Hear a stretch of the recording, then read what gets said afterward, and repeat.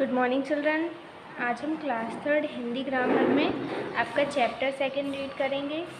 So open your Hindi grammar book, page number 11। आपका chapter second है वर्ण और शब्द। ठीक है, वर्ण हमने पहले पढ़े हुए हैं। वर्ण क्या होते हैं? वर्ण भाषा की सबसे छोटी इकाई होती है। इसके और अधिक टुकड़े नहीं किए जा सकते।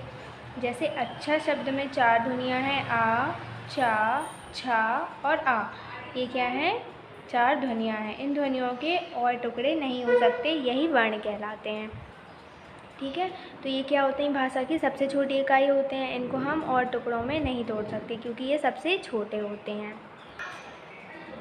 अब देखिए, हमको 2 चित्र दिए हैं। पहले में हमको दिया है गमला, ग छोटा गा, म छोटा मा, ला में आ की मात्रा ला, गमला। फिर शा में आ की मात्रा शा, वा में आ की मात्रा वा, श छोटा श, शाबाश। बोलते समय हमारे मुख से निकलने वाली ध्वनियों को वर्ण कहते हैं। बोलते समय इन्हीं ध्वनियों का प्रयोग किया जाता है। वर्ण के भेद। वर्ण के 2 भेद होते हैं, स्वर और व्यंजन। कौन कौन से भेद होते हैं? स्वर और व्यंजन। स्वरों के उच्चारण के लिए किसी वर्ण की सहायता नहीं ली जाती। हिंदी भाषा में कुल 11 हैं। ठीक है, तो हिंदी भाषा में कुल कितने स्वर होते हैं? 11 स्वर होते हैं। कौन कौन से स्वर होते हैं? आ, ई, ऊ, ऋ, ए, ऐ, ओ, औ। ठीक है, ये कौन से स्वर कितने होते हैं? 11 होते हैं। और इनको बोलने के लिए हमें किसी अन्य शब्द की सहायता नहीं लेनी पड़ती।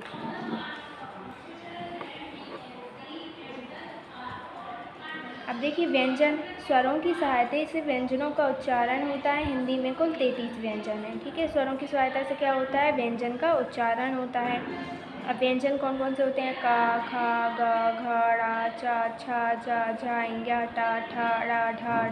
यहाँ पे अड़ा, ता, था, दा, ना, धा, ना, पा, फा, वा, भा, मा, या, रा, ला, वा, शा, शा, शा, हा। ये क्या होते हैं? व्यंजन होते हैं। अब संयुक्त व्यंजन क्या होते हैं? छा, त्रा, ज्ञा, श्रा।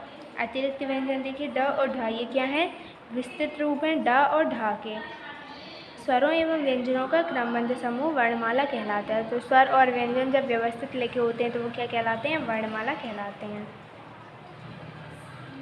स्वर एवं उनकी मात्राएं। प्रत्येक स्वर की मात्रा अलग अलग होती है। व्यंजन के साथ लगने वाले स्वर चिन्ह को मात्रा कहते हैं। क्या होती है? प्रत्येक स्वर की मात्राएं अलग अलग होती हैं। ठीक है, सभी स्वर की अपनी अपनी मात्राएं होती हैं और जब ये व्यंजन के साथ लग जाती हैं तो इनको क्या कहने लगते हैं? मात्राएं। जैसे देखिए, यहाँ पे हमको स्वर दिया है, फिर यहाँ पे मात्रा दी है, मात्रा सहित एक शब्द दिया है और यहाँ पे पूरा शब्द दिया है। अब देखिए, इसकी कोई मात्रा नहीं होती है, पूरे शब्दों के साथ जुड़ता है तो इसका क्या बन जाता है? छोटा शब्द बन जाता है।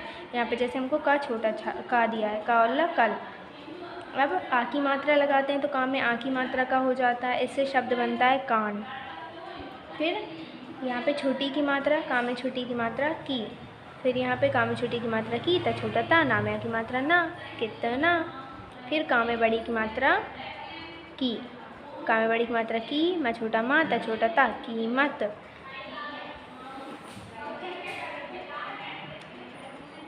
फिर देखिए, छोटा ऊ की मात्रा, का में छोटा ऊ की मात्रा कू और यहाँ पे आ बड़ा आ, ऊपर चंद्र बिंदु, तो क्या हो जाएगा? कुआं।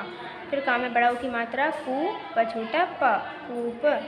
फिर यहाँ पे ऋ की मात्रा, का में ऋ की मात्रा क्र, पा में की मात्रा पा, कृपा। का में ए की मात्रा के, तो क्या बन जाएगा यहाँ पे? केक। का में ए की मात्रा कई, का में ए की मात्रा कई, म छोटा मा, रा में की मात्रा रा, कैमरा। का में ओ की मात्रा को, ये छोटा य, ल छोटा ला, कोयल। फिर का में औ की मात्रा कौ, यहाँ पे कौन न कौन।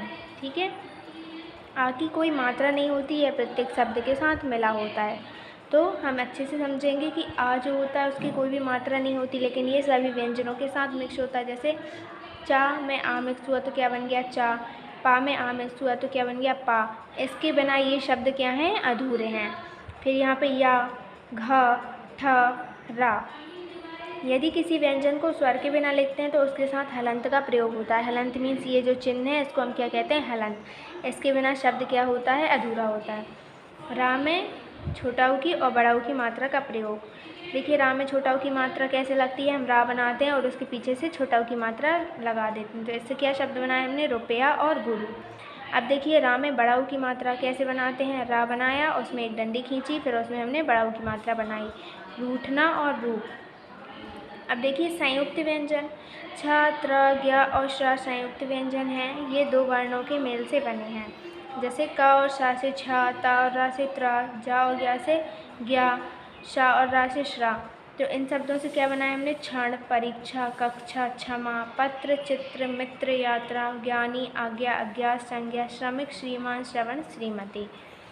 ठीक है। अब देखिए यहाँ पे वर्णमाला के वर्णों को मिलाकर शब्द बनते हैं। प्रत्येक शब्द का एक निश्चित अर्थ होता है। जैसे अमर तो क्या हो जाएगा, अमर। सफल क्या हो जाएगा, सफल।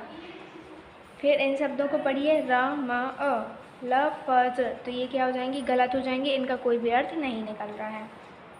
वर्णों के जिस समूह का कोई अर्थ हो वो क्या कहलाते हैं, शब्द कहलाते हैं।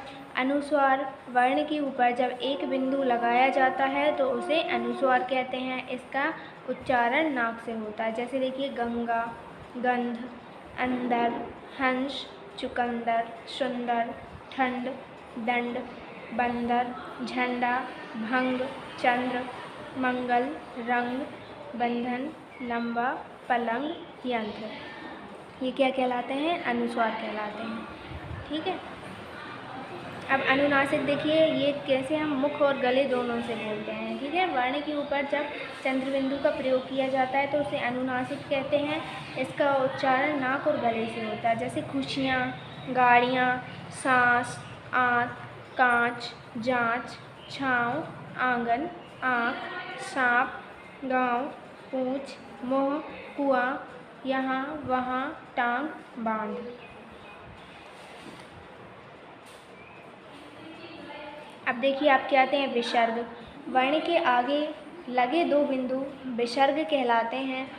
इसका उच्चारण ह के समान होता है। जैसे प्रायः तो हमें क्या लग रहा है, यहाँ पे हम ह बोल रहे हैं, ह बोल रहे हैं। प्रायः, अतः, क्रमशः, अंततः, नमः, फलतः आदि।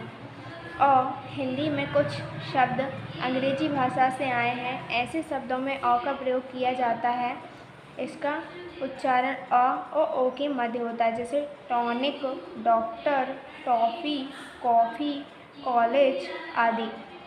मतलब यहाँ पे पूरा आ भी नहीं लगता और पूरे ओ की मात्रा भी नहीं लगती।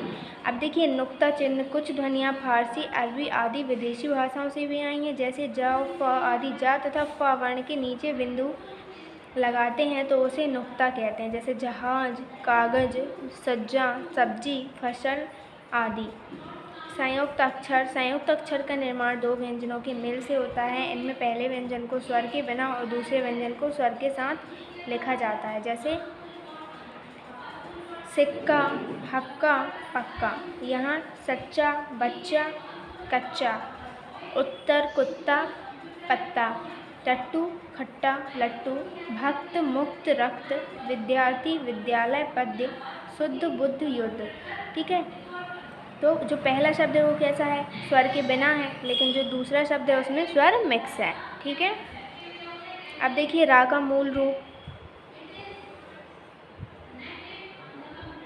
रजनी, रात, रक्त, रोकना आदि। अब जैसे रूप में हम रा को लिखते हैं ये वैसा ही लिखा हुआ है। पर जब पदेन रूप में लिखते हैं तो कैसा है, ट्राम, क्रम, भ्रम, प्रण, प्राण, ट्रक आदि। इसमें क्या होता है, आधा रा जो होता है वो शब्द के नीचे लिखा हुआ होता है। रा रेफ के रूप में कर्म, चर्म, मर्द, गर्दन, दर्द, वर्ण आदि ये क्या होते हैं, शब्द के ऊपर लगते हैं। अब हमने क्या क्या पढ़ा अपने पाठ में, बोलते समय हमारे मुख से निकलने वाली ध्वनियों को वर्ण कहते हैं। वर्ण दो प्रकार के होते हैं, स्वर व व्यंजन। स्वरों के उच्चारण के लिए किसी वर्ण की सहायता नहीं ली जाती। स्वरों एवं व्यंजनों का क्रमबद्ध समूह वर्णमाला कहलाता है। वर्णमाला के वर्णों को मिलाकर शब्द बनते हैं। अब देखिए यहाँ पे बोलते समय हमारे मुख से निकलने वाली सबसे छोटी ध्वनि को वर्ण कहते हैं। हिंदी भाषा में 33 व्यंजन हैं। वर्ण भाषा की सबसे छोटी इकाई होती है, बोलते समय मुख से ध्वनियाँ निकलती हैं। और यहाँ पे मात्रा दी हैं, उनसे हमें 2-2 शब्द बनाना है। आ तो आम, आसमान, आंवला, कुआं, मोह, कुछ। बड़ा ऊ की मात्रा से समूह, सूरज, सूरज, सूरत। फिर बड़ी की मात्रा से कील, अज्ञानी, क्यारी। और आई की मात्रा से कैमरा, जैसे, मैं। यहाँ पे अनुस्वार लगाना है हमें, मीन्स ऊपर जो बिंदी होती है हम उसको क्या बोलते हैं, अनुस्वार। यहाँ से क्या बन जाएगा, कंगन, पलंग, मंगल, बंदर। सही संयुक्त व्यंजन वाले शब्द पर गोला लगाइए।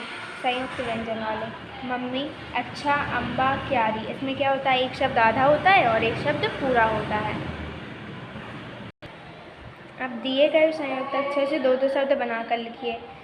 पक्का, धक्का। यहाँ से बच्चा, कच्चा, सच्चा। कुत्ता से छत्ता, पत्ता। ठीक है, ये ता से, चा से और का से हमने बनाए हैं।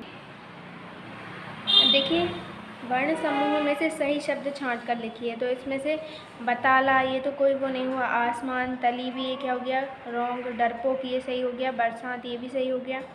ऐनक, ये क्या हो जाएगा, ऐनक होगा वो। आ रहा, ये क्या है, रॉन्ग है। टोकरी, सेवक, पकड़ा, प्राची, रुचि।